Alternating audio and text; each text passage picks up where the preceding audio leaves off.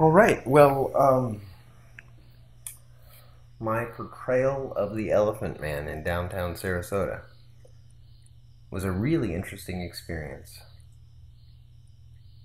I think I didn't entirely gauge the impact of the passersby, of the spectators, because I was viewing the world from a tiny hole in a burlap bag. Occasionally, I could look directly at a person's face and see a mixture of fear and bewilderment, but for the most part, they were outside of my field of vision. I could hear their voices, however. I could make out the things that they said. And some of them were pretty horrific. There was some laughter.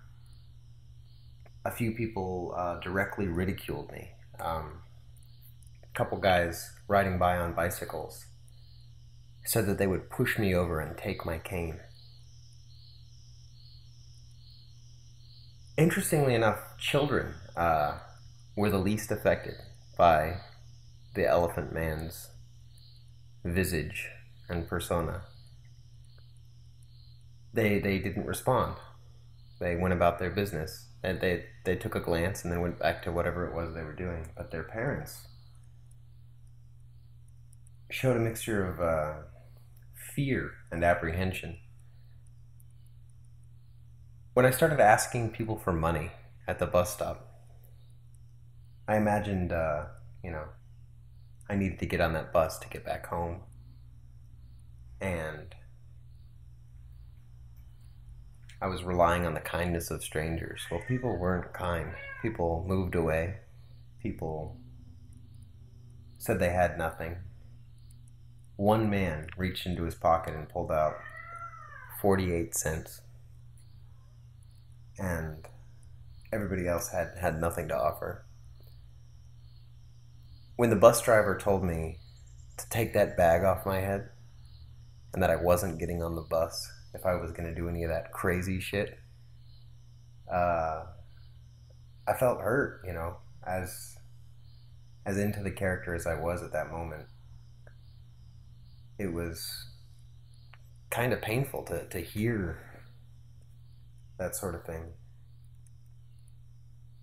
When we ran into the police officer, it was unsettling. I was so glad you guys jumped out and intervened because you told me, Ryan, he left the car with a gun drawn, cocked back, loaded, ready for action. And then when you explained it was an art project, he seemed cool. He seemed ready to deal with whatever that was.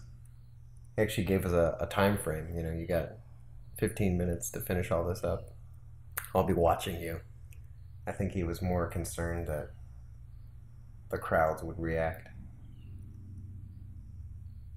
Walking into the toy store was really interesting.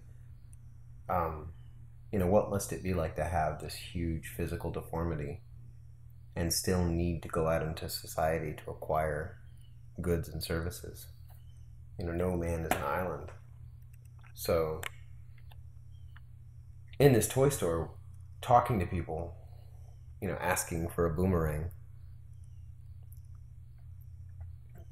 it was just incredibly bizarre.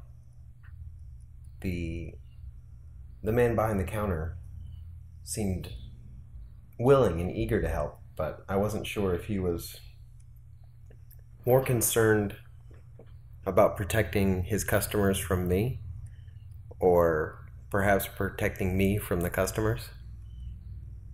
But he acted sincere and made sure to hand my change directly back into my hand to bag it up nice and hand it across the counter. I really wanted to go into the health food store and buy a single apple and gauge the response of the customers in the store, but I guess there wasn't time, or it might not have gone over so well. Independent businesses are more willing to accept the bizarre and unusual. All in all, I'd say it was a rewarding experience. It was very informative. I didn't realize that people could be so judgmental. It seemed like every person who was photographed stared, and didn't stare in a polite way, didn't cover up the fact that they were staring, stared directly. Even other people in wheelchairs or the elderly and infirm looked at me like I was some kind of monster, some kind of demon in a burlap bag.